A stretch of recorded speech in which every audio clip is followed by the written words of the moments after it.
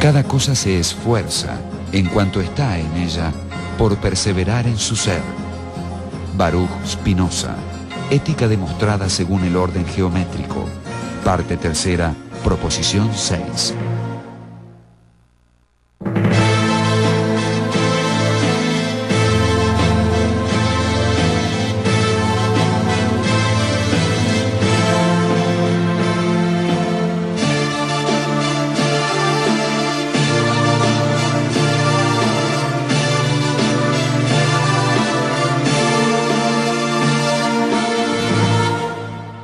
Baruch Spinoza.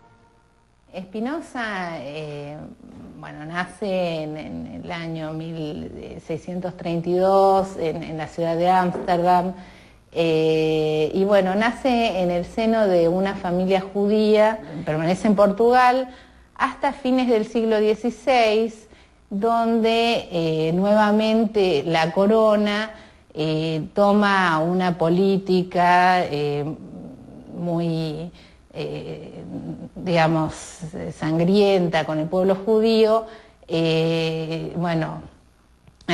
implementando la muerte y la cárcel de los judíos para confiscar sus bienes y acrecentar los recursos de la corona que se encontraba en una fase colonialista. En esta circunstancia, el padre de Spinoza, Miguel Spinoza, decide emigrar y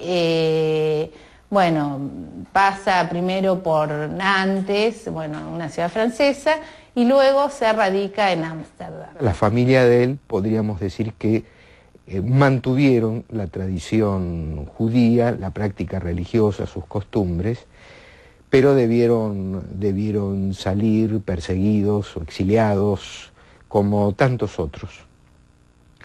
Y su familia vive en Ámsterdam, la capital de Holanda, en tiempos de muchas disputas entre los monárquicos y los republicanos, cosa que ya también había o estaba ocurriendo en Inglaterra y estaba por aconteciendo también en Francia.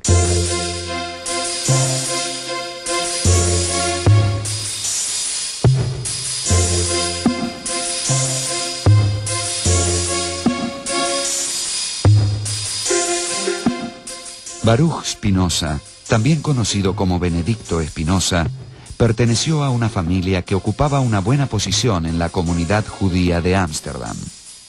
El padre de Baruch era un rico comerciante y trató de dar a su hijo una educación impecable.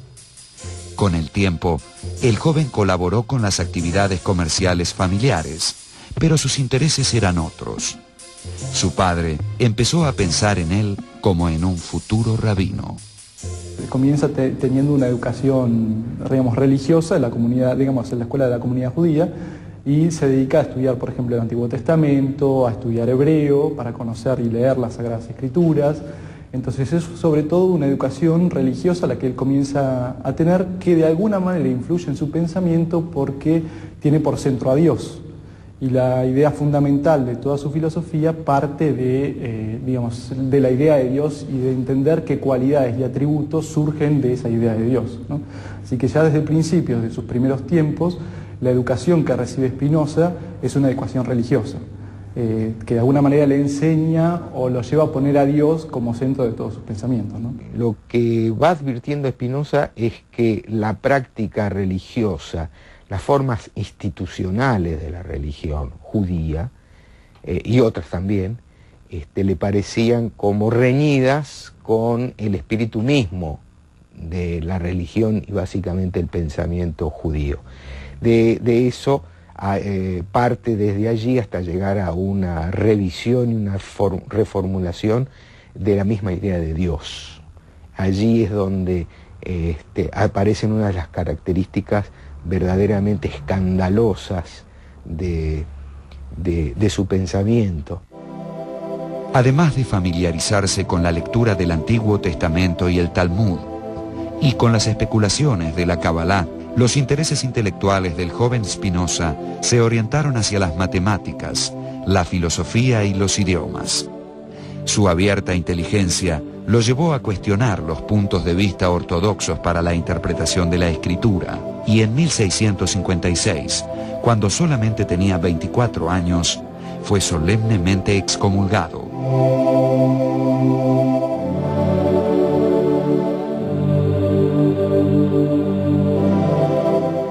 De modo que a partir de ese momento quedó prohibido a cualquier miembro de la comunidad judía leer sus textos, relacionarse con él e incluso acercarse físicamente a su persona. La excomunión en la iglesia judía, en la sinagoga, es o puede ser o más leve o más dura que lo que conocemos habitualmente por excomunión en el mundo católico cristiano, porque tiene tres planos, uno podríamos decir leve, uno mediano y otro muy duro. La que recibió, la que le infligieron a Spinoza es la muy dura, que se llama el jerem. El jerem es una maldición prácticamente, serás maldito de día y de noche, y los animales, y en fin, y que es ilevantable. Quien recibe el jerem lo recibe para siempre.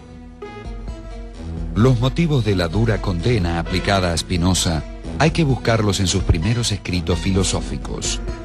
Allí planteaba que Dios no era solo espíritu eterno, sino también cuerpo infinito. En ello partía de la filosofía de Descartes, corrigiéndola. Si Descartes afirmaba que había dos sustancias, la extensa y la pensante, Spinoza entendía que ambas eran en realidad modos de una única sustancia superior, que era Dios. Pero, de este modo, al conferir la extensión infinita a la sustancia divina, se la identificaba con el universo, con la naturaleza.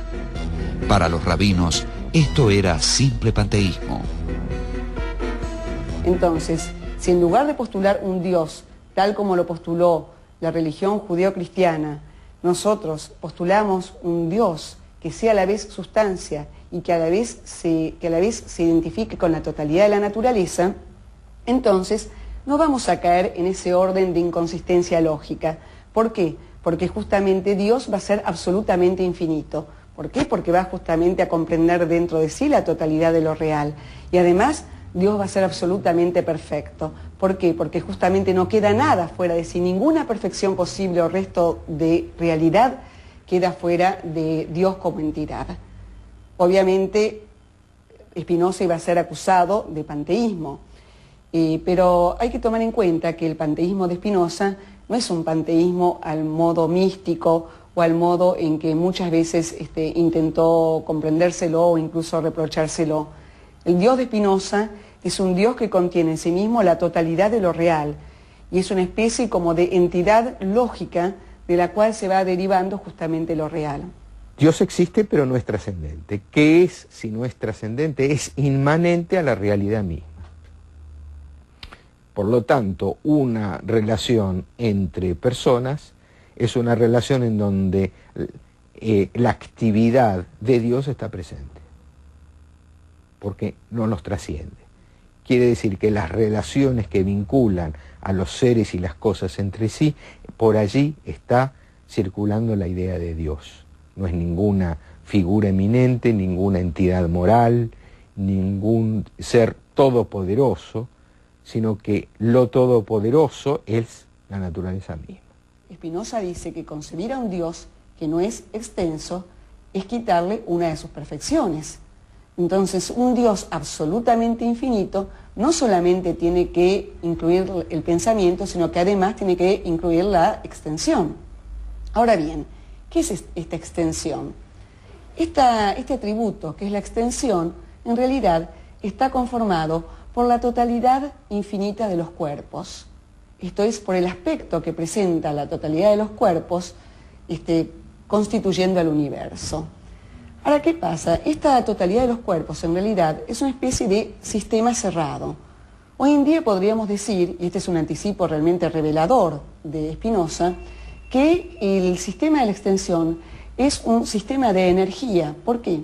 Porque en realidad los cuerpos están constituidos por corpúsculos que van cambiando de forma y van adquiriendo nuevas configuraciones de forma permanente.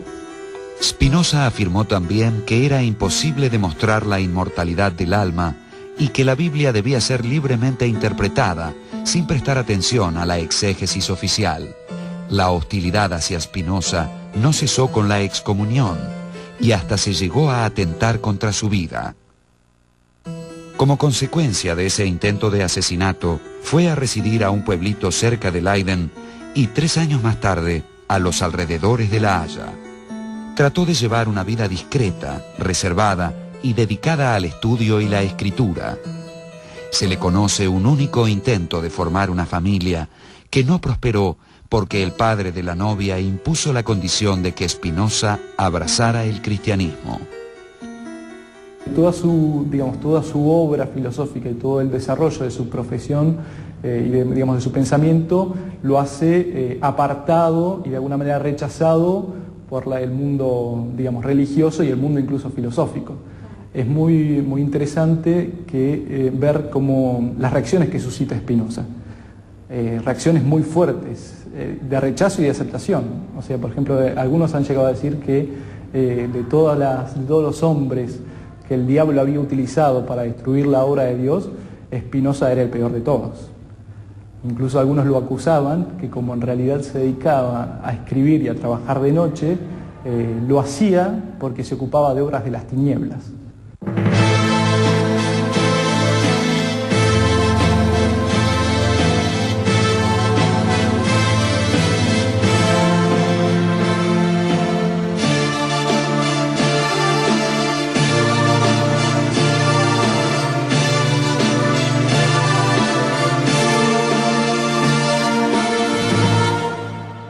Baruch Spinoza.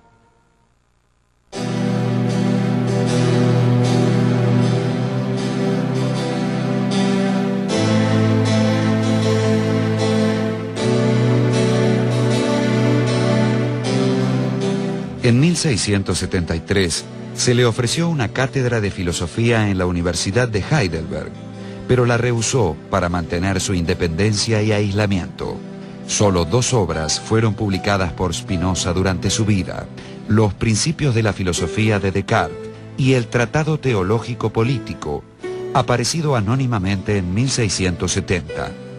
Poco después de su muerte, irían apareciendo sus otros escritos y su obra más importante, La ética demostrada según el orden geométrico. Porque en realidad Spinoza escribió su obra principal siguiendo el método de Euclides. El método de Euclides parte de ciertos axiomas y de ciertas definiciones, y a partir de esas definiciones y de esos axiomas se van derivando, lógicamente, una serie de proposiciones a lo largo de las cuales se demuestran justamente esas definiciones y esos axiomas de los cuales se partió. Él dice que va a tratar de las pasiones y de los sentimientos humanos como si se tratara de líneas y de puntos. Entonces, la ética que funda Spinoza es una ética objetiva, es una ética que es deducida justamente como se deducen las propiedades de un triángulo. Entonces, el amor intelectual, que es la figura, de Spinoza, o el elemento, donde culmina toda la ética de Spinoza, el planteo ético de Spinoza, es alcanzar la forma de conocimiento más perfecta por la cual yo veo toda la realidad surgiendo, cada cosa singular surgiendo, o como un modo, finito, y todas las cosas relacionadas entre sí, que en el fondo están surgiendo de ese ser divino que es Dios. Surgiendo obviamente necesariamente, constantemente en todo momento. E incluso me comprendo a mí mismo como una manifestación de Dios, y ese amor que yo tengo a esa fuente de la cual surjo, o a esa causa inmanente que es Dios, me doy cuenta que es Dios amándose a sí mismo. El problema no es Dios, sino el uso político-moral que se hace de Dios.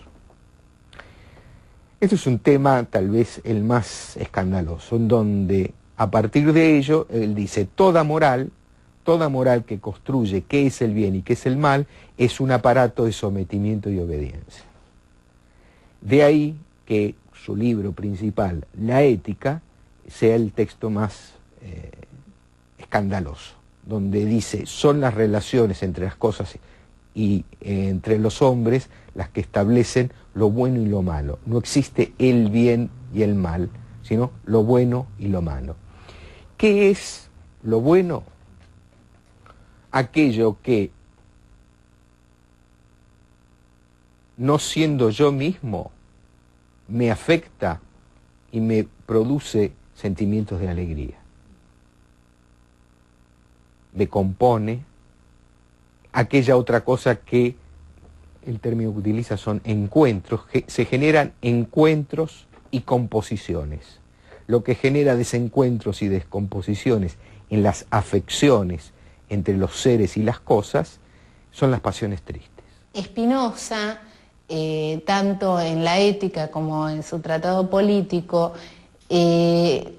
hace una crítica muy fuerte a aquellos filósofos y teólogos que tratan a las pasiones humanas como si fueran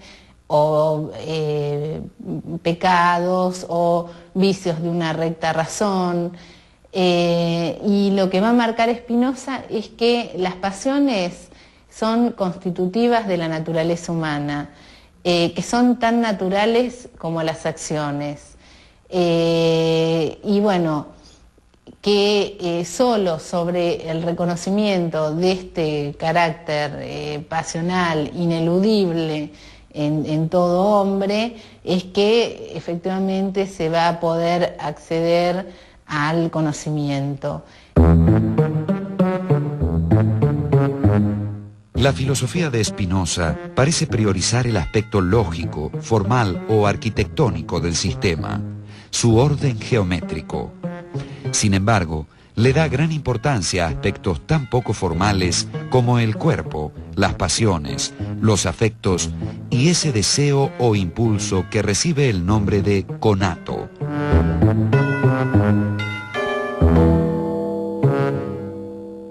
Concretamente dice Spinoza que todas las cosas particulares, todos los cuerpos particulares, justamente se encuentran en interconexión.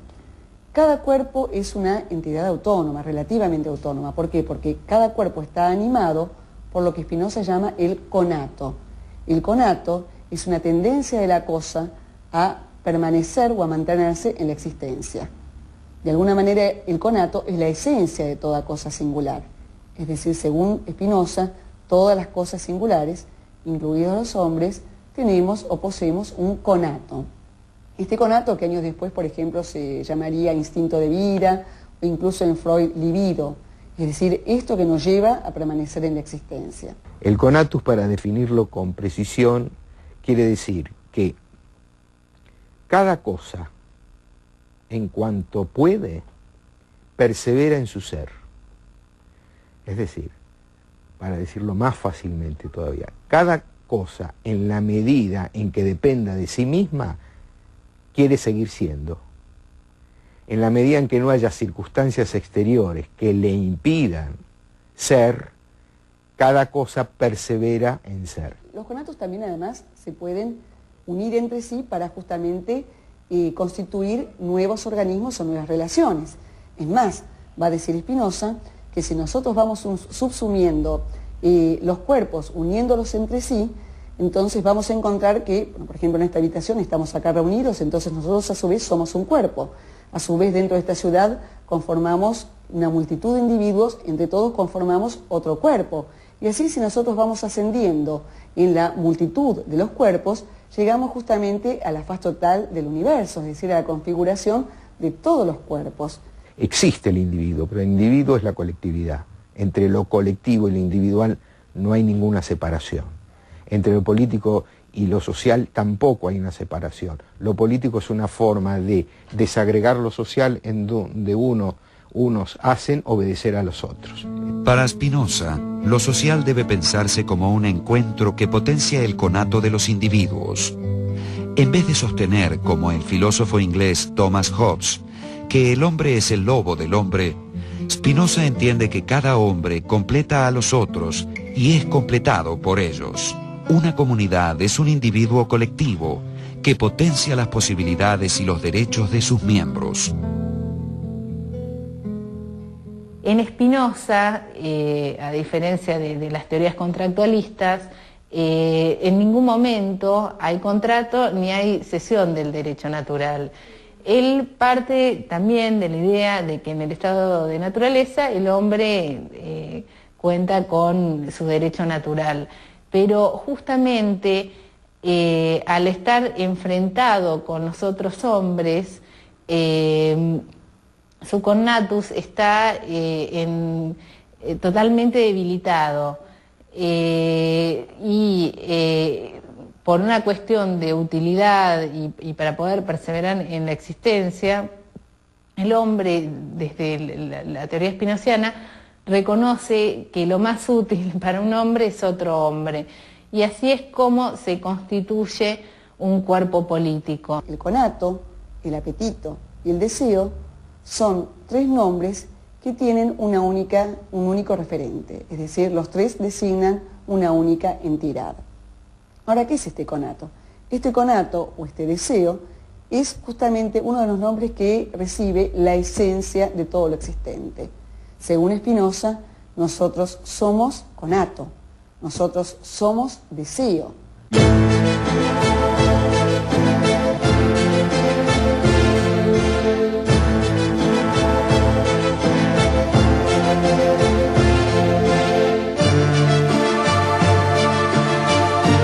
Baruch Spinoza falleció de tuberculosis en 1677.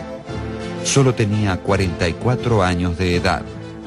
Su filosofía fue a la vez mística y racionalista, iluminista y religiosa.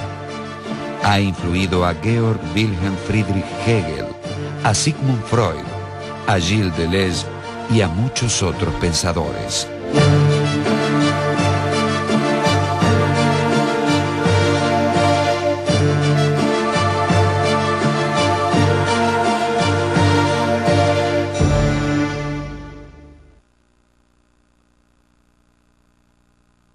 Hay un antes y después de la lectura de Spinoza. Podríamos decir, te da vuelta la cabeza. Pero al decir te da vuelta la cabeza, en términos spinozianos, te da vuelta el cuerpo. Nadie sabe lo que puede un cuerpo. La idea de pecado, la idea de culpa, la idea de mal, la idea de envidia, la idea de rencor, la idea de odio, es completamente expulsada de la concepción spinoziana. Lo que hay es positividad, encuentros, composiciones, relaciones, vinculaciones limitadas, precarias, porque somos modos precarios de una totalidad.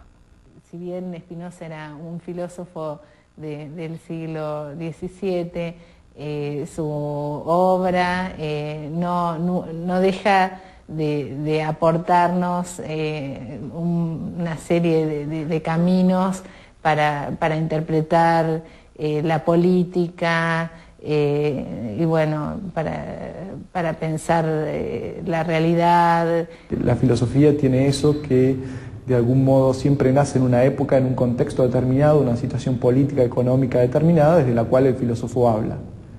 Pero al mismo tiempo tiene algo perenne que le permite perdurar en el tiempo y volver a hablar de él y que en algunas cosas vuelva a conmover. Las ideas que alguna vez algún filósofo planteó en algún momento de la historia de la filosofía, ¿no? Entonces Spinoza tiene eso. Uno puede volver a leerlo y si bien hay mucho contexto en su obra también hay un valor que es eterno, por el cual uno lo puede traer de nuevo y hacer una lectura y encontrar algo interesante para el mundo contemporáneo. Uno puede pensar si acaso este programa de Spinoza no es demasiado ambicioso, es decir, pretender que nosotros veamos como seres finitos las cosas desde la especie de la eternidad, como la vería este Dios sustancial que Spinoza nos propone, tal vez quizás es una exigencia demasiado ardua. Sin embargo, el mismo Spinoza termina su ética con las siguientes palabras: todo lo excelso es tan difícil como raro. Esto es, él reconoce realmente que no es fácil lograrlo. Sin embargo, tenemos que intentar hacerlo.